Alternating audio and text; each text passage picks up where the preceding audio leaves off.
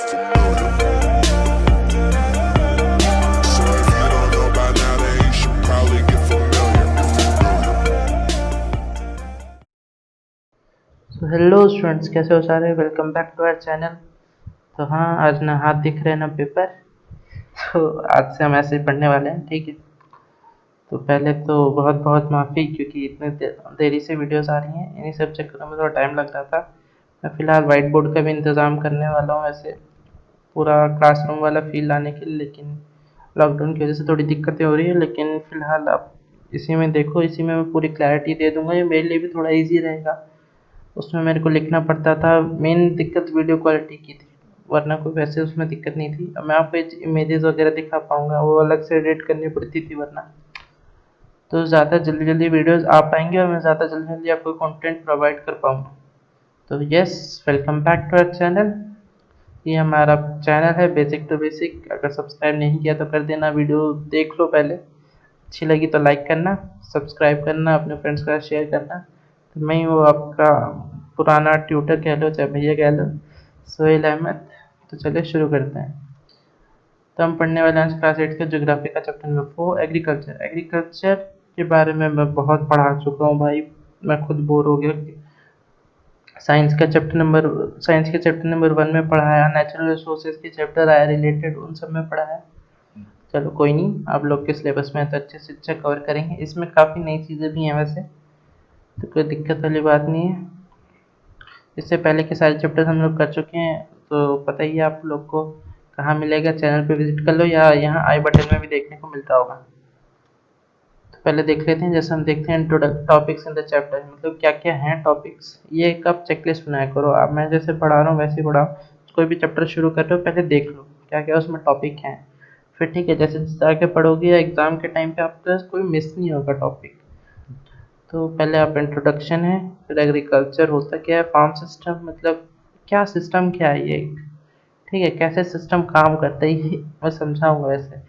फिर देखेंगे हम टाइप्स ऑफ फार्मिंग, दो तरह की होती है, सब्सिस्टेंस फार्मिंग और कमर्शियल फार्मिंग। कमर्शियल में के बाद हम पढ़ेंगे मेजर क्रॉप्स और एग्रीकल्चरल डेवलपमेंट। फिर हम पढ़ेंगे farm in India and farm in USA. Basic ये वर्सेज है। वर्सेज माने ये मान लो डिफरेंस है कि इंडिया में फार्मिंग कैसे होती है, यूएसए में कैसे होती है। ये बेसिक मैं बताना चाहूँ तो मैं तुम लोग को ये बोल सकता हूँ एक सिंपल सी लाइन में कि इंडिया में जो खेती करता है उसे हम किसान या फार्मर बोलते हैं, और यूएसए में जो खेती करता है उसे हम बिजनेसमैन बोलते हैं। ऐसा क्यों है, जोर डालो दिमाग पे वरना मैं आगे बताऊंगा। ठीक है, तो हम पढ़ने शुरू करें इंट्रोडक्शन से। इंट्रोडक्शन में आपका होता है पहला प्राइमरी एक्टिविटीज़। तो सुनो, पहले कोई भी काम जब हम करते हैं तो उसमें पहले हम कोई सामान लाएंगे। मान लो मैंने एक फैक्ट्री खोली, ठीक है, पॉलीथीन बेचने की, जो कि छोड़ो, जूट बैग बेचने की खोली, ठीक है, जूट बैग की मैंने एक फैक्ट्री खोली कि मैं जूट बैग बेचूंगा। अब मैं वो बेचूंगा कैसे, मैं पहले जूट उगाऊंगा, जूट मैंने प्रोड्यूस करा, अब जूट को मैं मशीनरी में इंस्टॉल करके या कुछ भी करके मैं अब उससे जूट बैग्स बनाऊंगा। अब मैंने जूट बैग्स बना लिए, अब मैं क्या करूँगा, मैं जूट बैग्स को ट्रांसपोर्ट करूँगा अलग अलग सिटीज़ में, अलग अलग एरिया में, और ये लोगों तक पहुँचे। इस चीज़ों के लिए मेरे को एडवर्टाइजमेंट भी कराना पड़ेगा, और मेरे पास इतने पैसे तो है नहीं, जाहिर सी बात है, तो मुझे बैंक से लोन भी लेना पड़ेगा, और मेरी फैक्ट्री वगैरह जल ना जाए इसके लिए इंश्योरेंस भी लेना पड़ेगा, मतलब बहुत सी चीज़ें हैं। तो इसको हम तीन कैटेगरी में इस बिज़नेस को बांट सकते हैं। पहला आता है मैंने जो प्रोड्यूस करा उसे हम बोलेंगे प्राइमरी, फिर मैंने जो प्रोसेस करा मशीनरी में उसे हम बोलेंगे सेकेंडरी, तीसरा जो इस चीज़ों को सपोर्ट करता है। सपोर्ट कैसे, ट्रांसपोर्ट करके, ट्रेड करके, इंश्योरेंस देके, बैंकिंग सपोर्ट देके, फाइनेंशियल सपोर्ट देके, एडवर्टाइजमेंट करके।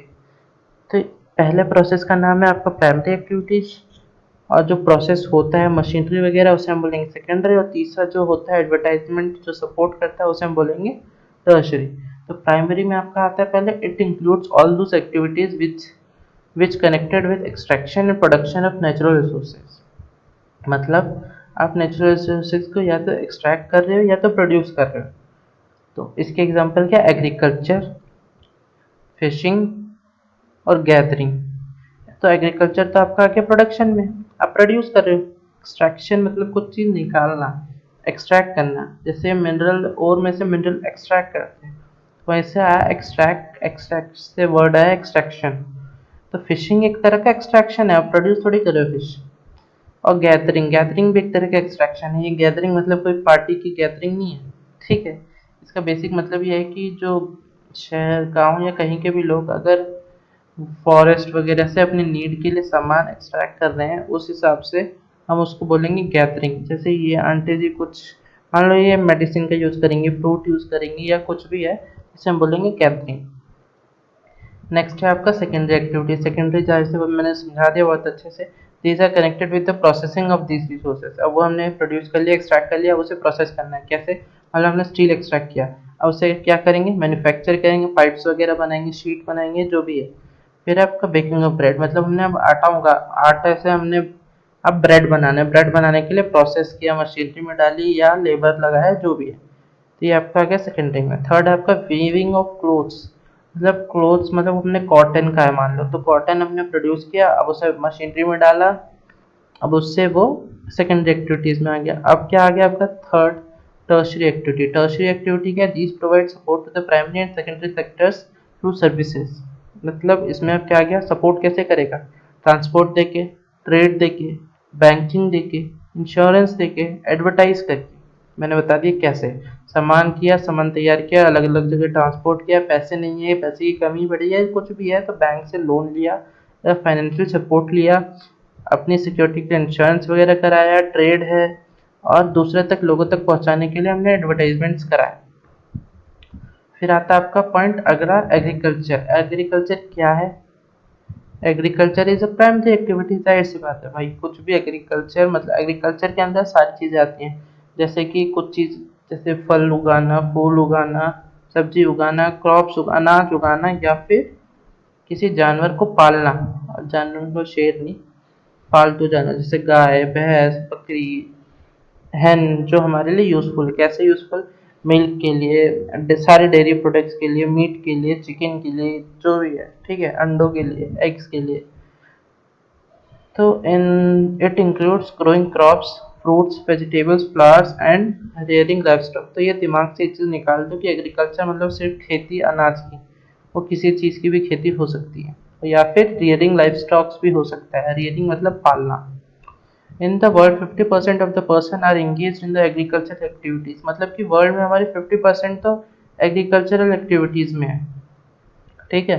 फिर आपका 2/3 of the India's population is still dependent, मतलब कि ऑन एग्रीकल्चर। मतलब कि अगर मान लो अगर 150 है हमारी पॉपुलेशन, 150 करोड़, अब इसका 2/3 निकालोगे आप तो कितना है, ये इससे कटेगा, मान लो 50, ठीक है। अब 50 इंटू 2, 100 करोड़। मतलब कि 150 करोड़ लोगों में से 100 करोड़ लोग हमारे एग्रीकल्चर पे डिपेंड है, ठीक है। तो समझ सकते हो कितना ही, कितनी ज़रूरी चीज़ है एग्रीकल्चर, और हमें उतना ही हम कम ध्यान देते हैं, हमारी सरकार उतना ही कम ध्यान देती है, उतनी इन लोगों की इज्जत कम है। अब क्या कर सकते हैं। फिर आपका आ गया थर्ड है आपका, favourable topography of the soil and the climate are vital for agricultural activities.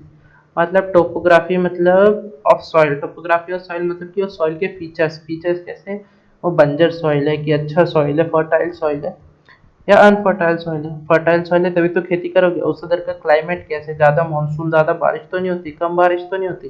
ये सारी चीज़ें एग्रीकल्चरल एक्टिविटीज़ के लिए एक फैक्टर है मान लो, ठीक है। The land on which the crops are grown is known as arable land. मतलब जिस लैंड्स पे क्रॉप्स ग्रोन करते हो आप, उसे हम बोलेंगे अरेबल लैंड। ये अच्छे से याद कर लेना, बहुत इंपॉर्टेंट है। अरेबल लैंड, अरेबल लैंड अच्छे से याद कर लेना, ठीक है।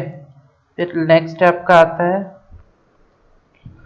Farm system. फार्म सिस्टम मतलब मैं बोल रहा था सिस्टमैटिक, मतलब क्या, ये मान लो एक बिजनेस, ठीक है, मतलब क्या सिस्टम है इस पूरे बिजनेस को चलाने का। तो पहले तो आप करते हैं सोइंग।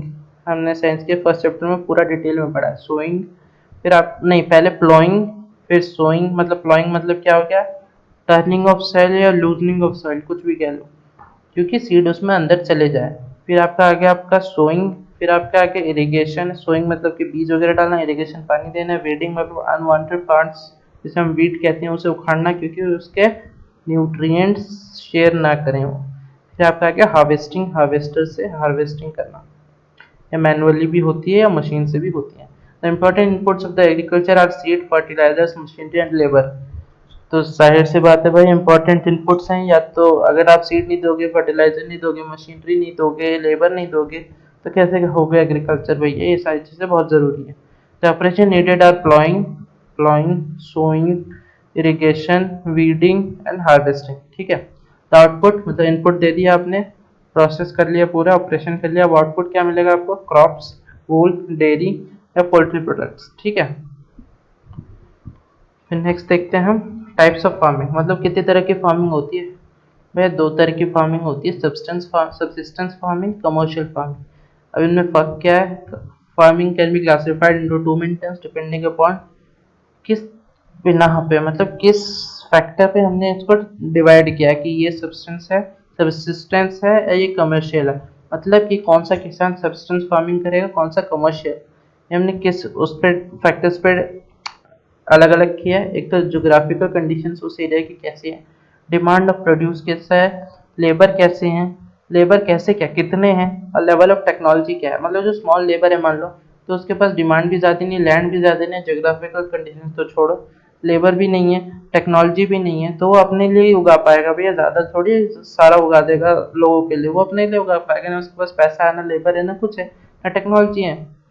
तो ये आपके आता है सब्सटेंस फार्मिंग के लिए। Substance farming, this type of farming is practice to meet the need of the farmers family, मतलब अपने फार्म फैमिली के लिए ज़्यादा से ज़्यादा कर पाएगा। Low level of technology and household labour are use to produce a small output. Output बोले तो कितने हम अनाज आउटपुट कर पा रहे हैं, मतलब हमारा फाइनली कितना अनाज मिल रहा है, वो है किन वजह से? एक तो टेक्नोलॉजी कम है। हाउस होल्ड लेबर क्या है? मतलब मम्मी भी खेती कर रही है, पापा भी खेती कर रहे हैं, भाई भी खेती कर रहा है, बहन भी खेती कर रही है, बच्चा भी खेती कर रहा है, सारे खेती कर रहे हैं क्योंकि उनके पास लेबर को देने के लिए पैसे नहीं है। कईयों के पास तो लैंड भी नहीं होती, वो दूसरों के लैंड पर खेती करके कमाते हैं। ठीक है। टेक्नोलॉजी तो देख सकते हो, हमारे भैया जी जुगाड़ कर रहे हैं, कैसे बैल के पीछे ये लगा के बीम हमने प्लॉइंग कर रहे हैं, कैसे ही हमने पढ़ा था कैसे। फिर देखो, मैंने पीछे तुम्हें हार्वेस्टर दिखाया था, लेकिन ये तो मैनुअली खुद ही हार्वेस्टिंग कर रहे हैं। ठीक है। फिर नेक्स्ट आप है इंटेंसिव सब्सटेंस फार्मिंग, मतलब दो तरह की फार्मिंग होती है, एक प्रिमिटिव एक इंटेंसिव। ये इंटेंसिव है सब्सिस्टेंस फार्मिंग। तो इंटेंसिव सब्सिस्टेंस फार्मिंग में क्या है? इन this type of farming the farmer cultivate a small plot of land using simple tools and more labours. मतलब कि एक तो देखो, तुमने सुना होगा कि हमारे कैसे एम्प्लॉयमेंट नहीं है। ठीक है। अब एम्प्लॉयमेंट नहीं है तो मान लो एक कंपनी में 10 लोग काम कर रहे हैं, सबको मिल रही है सैलरी 10-10 हज़ार, और वो काम जाहिर सी बात है थोड़ा स्लो होगा। अब मैंने उसी कंपनी में 20 बंदे भर्ती और सबको 5-5 हज़ार दूंगा, मेरा खर्चा मान लो उतना ही है। ठीक है, मेरा खर्चा उतना ही है, लेकिन मैंने लेबर भर दिया, मेरा काम भी तेज़ होगा। समझ रहे हो तुम? तो इससे हम मोर लेबर बोले, मतलब उतनी ज़मीन पे वो खुद भी काम कर सकता था या फिर एक दो बंदे और लगा सकता था, लेकिन जबकि इतनी गरीबी है आजकल के टाइम में, ज़्यादा लोग काम कर रहे हैं, भले उन्हें थोड़ा सा पैसा मिल रहा है। तो स्मॉल प्लॉट में ज़्यादा लेबर, सिंपल टूल्स, इन लोग के पास टूल्स नहीं है। प्लॉइंग कैसे की? मैंने तुम्हें बताया था मशीनरी से होती है, लेकिन ये हमारे कुल्हाड़ी, ये जो चचा कुल्हाड़ी लेके कर रहे हैं क्योंकि इनके पास उतनी टेक्नोलॉजी नहीं है, पैसे नहीं है, जाहिर सी बात। फिर देखते हैं हमारा climate with large number of days with sunshine and fertile soil permits growing of more than one crop annually on the same plot. मतलब कि एक ही प्लॉट पे आप मोर देन वन क्रॉप, क्योंकि आपके पास देखो भैया ज़मीन नहीं है तो आप स्वैप तो कर नहीं सकते, स्वैप नहीं कर सकते, तो हमने दो तरह का पढ़ा था, खरीफ और रबी। खरीफ और रबी पढ़ा था। खरीफ कब होता है, याद करने का तरीका बताया था मैंने, के बाद जे, मतलब जून टू सितंबर पे खरीफ होता है आपका, फिर आपका रबी होता है अक्टूबर में। तो आप एक ही लैंड पे करोगे भाई, आपके पास चॉइस ही नहीं है। तो जब तक आपका क्लाइमेट अलाउ करता है या सॉइल की फर्टिलिटी अलाउ करती है, तब आप एक से ज़्यादा क्रॉप उस लैंड पे उगाते हो। ये किसके अंदर आता है? इंटेंसिव सब्सटेंस फार्मिंग के अंदर। तो इसमें मेनली हम मेन क्रॉप क्या है? राइस उगाते हैं। जाहिर सी बात है, अब फूल तो उगाएंगे नहीं, उगा सकते हो, लेकिन मेनली ऐसे फार्मिंग के अंदर क्या उगाते हैं? राइस या फिर व्हीट, मेज, पल्सेस या ऑयल सीड्स। ऑयल सीड्स में क्या आ गया आपका? सरसों आ गया। ठीक है। This farming is prevalent in the thickly populated areas of the monsoon regions of the South, Southeast and East Asia. ठीक है, बेसिक चीज़। फिर नेक्स्ट देखते हैं प्रिमिटिव। हमारा हो गया था, इंटेंसिव हो गया। अब हम पढ़ेंगे प्रिमिटिव। प्रिमिटिव में क्या है, दो तरह का, शिफ्टिंग और नोमैडिक। शिफ्टिंग कल्टीवेशन के बारे में शायद पढ़ रखा हो तुम लोगों ने पहले। तो इसमें क्या है, it is the practised in the thickly forest areas of Amazon basin, tropical Africa वगैरह वगैरह, parts of south east Asia, north east Asia, India. ये तुम्हारी बुक में है, ज़्यादा याद करने की जरूरत नहीं है, फालतू सिलाई। ठीक है, मतलब जाहिर सी बात है जंगलों में होगा। तो these are areas of heavy rainfall, तभी तो जंगल है भाई साहब, हैवी रेनफॉल की वजह से। क्विक रिजनरेशन ऑफ वेजिटेशन, मतलब वहाँ घास फूस जल्दी उग जाती है, पेड़ पौधे जो भी है। तो अब शिफ्टिंग कल्टीवेशन तुम्हारे एग्जाम में आएगा तो तुम लिख के क्या होगा, ये बहुत इंपॉर्टेंट है, वैसे याद कर लेना। ठीक है, ये चीज़ शिफ्टिंग कल्टीवेशन याद कर लेना तुम। तो तुम लिख के क्या होगा, ये डेफिनेशन है main. A plot of land is cleared by felling the trees and burning them, the ashes are then mixed with the soil and the crops are grown. After the soil loses its fertility, the land is abandoned and the cultivator moves to the new plot. मतलब कि अगर समझ ना आया हो तो मैं समझा देता हूँ कि इसमें क्या है, कि मान लो इसे हम फिर नेक्स्ट डेफिनेशन में देख लो, शिफ्ट नेक्स्ट डेफिनेशन के next line, shifting cultivation is also known as slash and burn agriculture. तो ये हो गया आपका टॉपर वाली लाइन हो गई, मतलब इतना तो सारे बच्चे लिख के आएंगे लेकिन ये सिर्फ टॉपर लोग लिखेंगे, मतलब तुम लोग टॉपर बनो। ये लाइन याद कर लो कि शिफ्टिंग कल्टीवेशन को हम स्लैश एंड बर्न एग्रीकल्चर भी बोलते हैं। अब सुनो इसका मतलब क्या है। A plot of land is cleared by felling the trees and the burning them. मतलब कि जहाँ जंगल है तो हमने क्या किया, पहले वहाँ काटा पेड़ों को, उन्हें जला दिया। जला दिया तो राख बन गया, अब वो मैन्योर का काम करेगा, फर्टिलिटी सॉइल के बढ़ाने के लिए। ठीक है, the ashes are then mixed with the soil and crops are grown. अब हमने क्रॉप ग्रोन किया, फिर हार्वेस्ट कर लिया, हमारा क्रॉप तैयार हो गया, हार्वेस्टिंग वगैरह कर ली। After the soil loses fertility, मतलब थोड़े दिनों बाद, सालों बाद, जब सॉइल फर्टिलिटी लूज कर लेता है तो land is abundant and the cultivator moves to new plots. मतलब जो कल्टीवेटर होता है वो हम नए प्लॉट पे, नए जंगलों में जाएगा, वहाँ काट के ये सब काम करेगा। तो इसे बोलते हैं हम स्लैश एंड बर्न।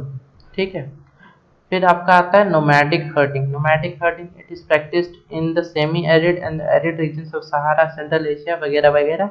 राइट से बात है, राजस्थान और जम्मू कश्मीर याद कर लो बस।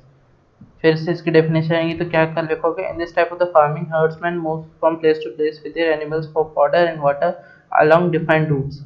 मतलब भैया इनकी ज़िंदगी ऐसी है कि ये टहलते रहेंगे अपने जानवरों के साथ। ठीक है, फॉडर मतलब उन लोग का चारा वगैरह, खाना वगैरह लेके पानी के साथ टहलते रहेंगे, घूमते रहेंगे। देयर जो सर्विस है वो प्रोवाइड करते रहेंगे, इनका मेन काम यही है। तो ये जैसे तुमने क्या देखा होगा, sheep, camel, yak are and goats are the most commonly reared. Reared मतलब पालना हो गया, बता दिया मैंने। अब ये थोड़ी कि शेर लेके रास्तों पे निकल जाओगे, कुछ मतलब पालतू जानवर। तो उसमें से आपने शीप देखा होगा, कैमल तो देखा होगा शायद, वैसे याक होता है, गोट गोट होगा। गोट वगैरह आपको साउथ साइड मतलब सेंट्रल इंडिया में मिल जाएगा, जैसे राजस्थान वगैरह है। और आपको जम्मू कश्मीर में शीप वगैरह मिलेंगे। तो इनसे हम क्यों करते हैं, तो हमें इससे क्या फ़ायदा है, दे प्रोवाइड मिल्क, मिल्क मिलता है भैया, वीट मीट मिलता है, शिप से वूल वूल मिलता है, hides and other products to provide herders and their families.